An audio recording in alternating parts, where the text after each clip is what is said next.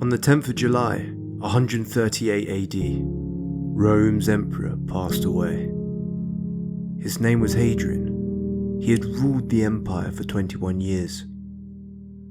By his bedside till his last, his adopted son and successor, Antoninus.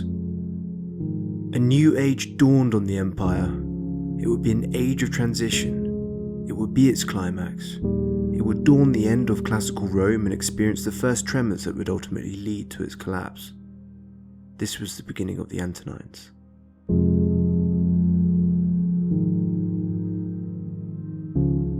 He died in Baia, a seaside resort near modern-day Naples. At the time of his death, the empire was at its height, stretching from Britain in the west to Syria in the east.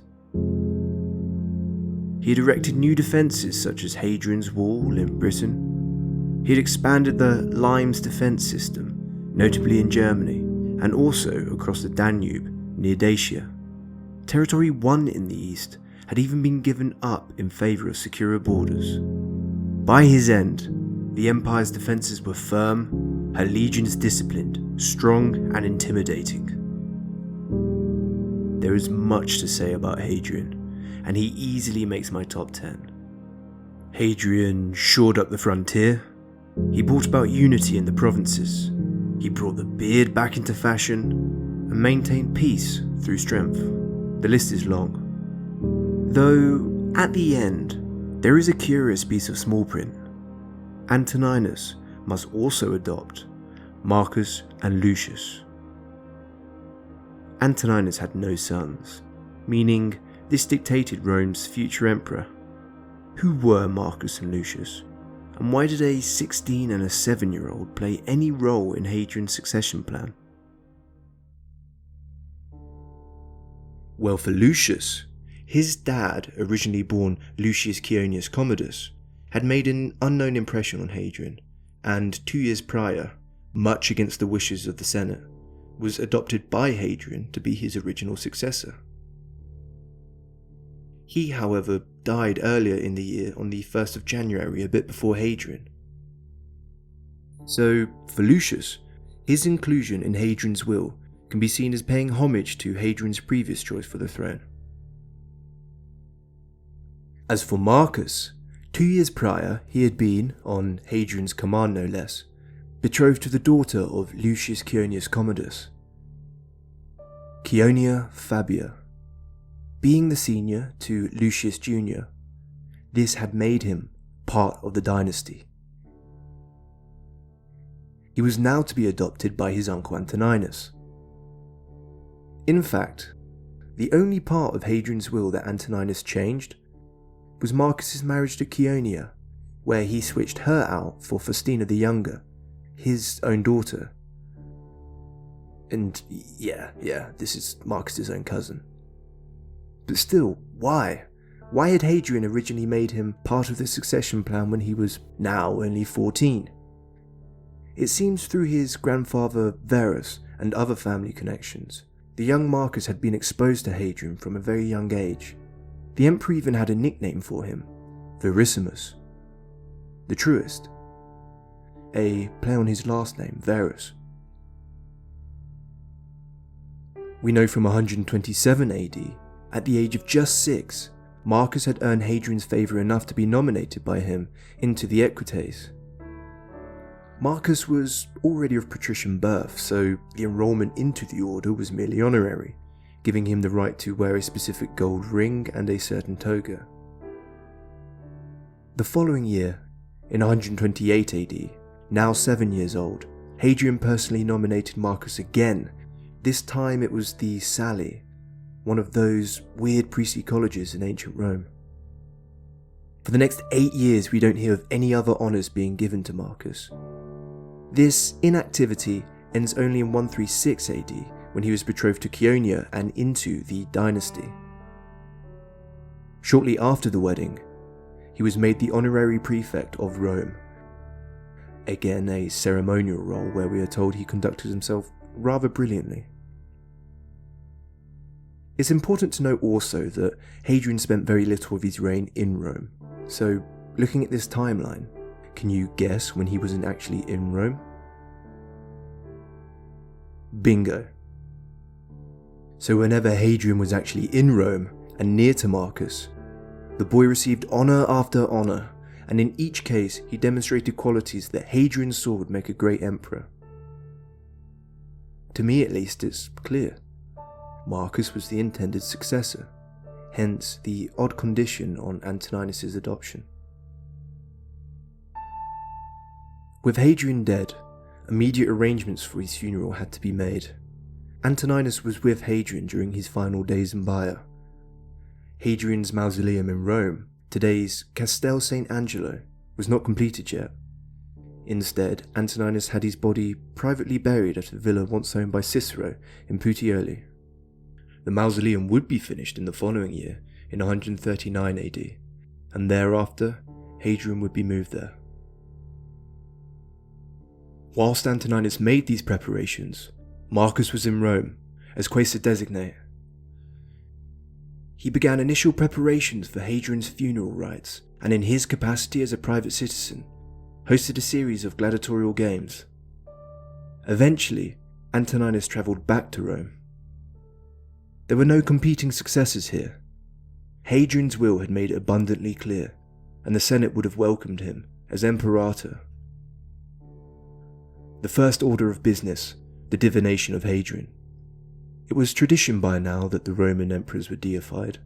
For Hadrian, however, his last moments had been a dire time for the Senate. In a feverish state, he had issued death warrants and insults against them.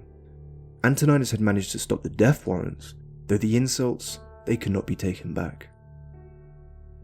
A few bolder members even went so far to suggest that all of Hadrian's last edicts be annulled. This wasn't exactly ideal for Antoninus. If he allowed this to go forward, his adoption would be annulled, and so would his claim to the emperorship. The only other emperors not deified at this point were Tiberius, Caligula, Domitian, and Nero. Hadrian was no Nero, he argued. The Senate didn't budge. Hadrian's final days were still fresh in their minds. Seeing this, Antoninus proposed his own resignation. Out of fear of the legions who loved Hadrian, and because of the Senate's respect for Antoninus, they finally gave way. In the discussion, he also lifted the exiles and the death sentences Hadrian had ordered during his final days, stating, "I mustn't begin my career as your leader with such deeds." It was soon after this that Antoninus was given the name Pius, dutiful. Whether this was for the pardons he gave out to these targeted senators, for his devotion to the late Hadrian's memory, or because, as we are told, he would support his aged father-in-law into Senate meetings by the arm. We can only speculate. He soon accepted the name, and it stuck. Pius. Beyond the normal acceptance of titles befitting of an emperor, Pontifex Maximus or Augustus and so on, Pius started his reign rather differently compared to his predecessors. See, there was a tendency for emperors to replace the empire's administrators with their own men. This happened with Trajan's purge of Nerva's men, and Hadrian's purge of Trajan's men. For Pius, he obviously didn't see this as a big threat. Instead, most of Hadrian's men stayed. This conservatism and desire for continuity extended not only to the administration, but also to the empire's regional organisation. See, Italy was always given the favourite treatment within the empire. During Augustus's reign, it was divided into 11 regios, seemingly allowing the local magistrates additional freedoms by way of decentralisation. Hadrian, ever the fan of the provinces, attempted to bring Italy down a peg and re-divided the territory into 4 regions. This was the first step for converting the region into a normal province. Antoninus actually served as one of the new magistrates, governing over these new Hadrianic regions. During his reign, he reversed Hadrian's changes, reintroducing the old Augustan regios. As news of the new emperor continued to spread well into the year 139, the customary aurum coronarium tributes made their way to Rome, celebrating him. This literally meaning gold for the crown. Antoninus showed his favouritism to Italy once again, returning all Italian gifts back to the Italians, though for the provinces, he returned only half. Notably, however, there was one province from which no tribute was received, a land in the north of the empire, Britain. One of the only governor changes Antoninus made was in Britain. He brought over a Lollius Urbicus, one of the top generals of his day, and a veteran of Hadrian's campaigns during the Jewish War. Urbicus arrived in Britain during 139 AD, and likely established his presence before moving northward towards Hadrian's Wall. Unfortunately, the details regarding this campaign are almost all lost. We're told by Pausanias that the Brigantes tribe, the territory outlined in blue here, attacked a Roman dependency he called Genonia? There's a lot of debate about where Genonia is, or even what it was. Not to get too sidetracked here, but I've seen arguments suggesting that Genonia would have been north of Hadrian's Wall, about here. I've heard others suggest that Pausanias doesn't use Brigantes precisely, and instead he means to refer to a collection of tribes north of Hadrian's Wall. Heck, there's even arguments that he confused the attack with an area in the Alps. The crux of the matter is that, as with many other details regarding this campaign, we simply don't know. In my opinion, it would appear that the Brigantes, being the unruly tribe that they were, may have agitated some response, but there must have been some explicit, if not tacit support from the northern tribes, otherwise the march north of the wall just doesn't make sense given the Brigantes' territory. Whatever the truth, Urbicus likely spent the remainder of 139 AD making preparations to march north of the wall, with the 3 legions stationed in Britain at the time. Roughly speaking, each legion at full strength was made up of 5,000 to 6,000 men. Britain itself had one of the largest concentrations of auxiliary forces in the empire, with an estimated 36,000 in total on the island. 9,000 of these alone were responsible for guarding Hadrian's Wall. Inscriptions show that units from other legions elsewhere in the empire were transferred to Britain during this period, further buffing the number Urbicus had under his command. This would mean at full strength, Urbicus would have upwards of 50,000 troops under his command, but they wouldn't have been at full strength. The last decades in Britain hadn't exactly been peaceful. It appears that he marched along Derry Street, a Roman road from their previous campaigns in the Scottish lowlands. Possibly starting from modern-day Corbridge, just south of the Roman fort of Colernum, the legions would have set forth beyond the wall. I have read a source that points to several milestones which depict a bull running, suggesting that this indicates the hunting of rebels and not the meeting of armies. But looking into it, the bull is just the standard of the 20th Legion who actually made those tiles. There is one inscription that shows a cavalryman running down what appears to be routing soldiers, one already dead and headless, another trampled under the horse, another falling with a peeler in his back, and one more who has thrown down their weapons and looks defeated. This looks like a rout.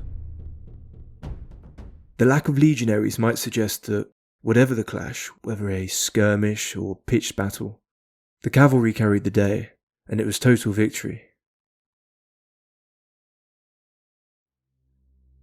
As the legions marched northward, old abandoned Roman forts were reoccupied and underwent significant renovations such as those at Tremontium and Capua. The campaign, all in all, lasted no more than 2 years, and likely ended in 142 AD. Inscriptions show that Roman activity reached as far north as modern-day Perth. It was with this victory that Pius received the title Imperator too, and construction began on the Antonine Wall. This was a wall of turf that started at the River Clyde and snaked its way across the countryside over to the River Forth. It was built by the 3 legions that took part in the campaign and were stationed in Britain. As Urbicus began conducting his campaign in Britain, in 140 AD, Antoninus faced a devastating new reality. His devoted wife Faustina, with whom he was deeply in love, had died.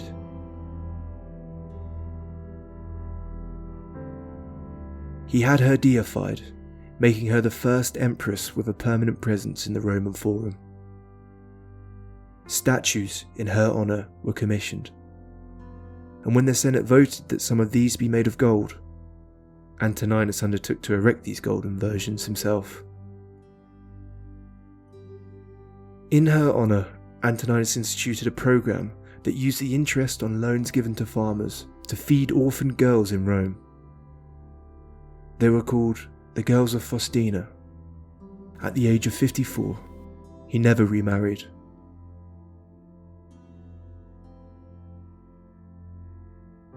This was not to be the only news that would draw his attention away from Britain. In the following year, news of disaster in Asia Minor reached Rome. The Lycian earthquake of 141 AD badly damaged towns across the southwestern coast of Asia Minor, modern-day Turkey, and caused a tsunami that ravaged the coastal city of Rhodes. A literary work called the Rhodian Oration, commonly ascribed to Aelius Aristides, commented, "When the earthquake was coming upon the island, the sea retreated out and left the harbours dry. Houses and tombs were rent asunder and thrown down. Tower fell on tower, dockyard on trireme, temples and altars, and men on men. The whole wealth of Rhodes has vanished." In spite of his recent loss, the emperor's sense of duty had not abandoned him. Great efforts were made by Antoninus personally to aid the areas affected. Inscriptions in the region give him great praise for this. He was, after all, fond of the region, having previously been its proconsul, its governor. As the first salvos of Antoninus' reign began to hit, close to his side and beginning his imperial education was the young Marcus. The image we have of this young heir apparent is one of solemnity. A surviving marble bust of Marcus is described beautifully by Anthony Birley. The chin is firm, the lips full, slightly parted and serious, even solemn. The eyes are wide apart and deep set. The head is crowned by luxuriant curly hair worn long over the forehead and ears, as was then the custom. This is certainly a grave young man. We see in this boy the future of the Antonine dynasty, and many years later, his shoulders will bear the weight of an empire on the verge.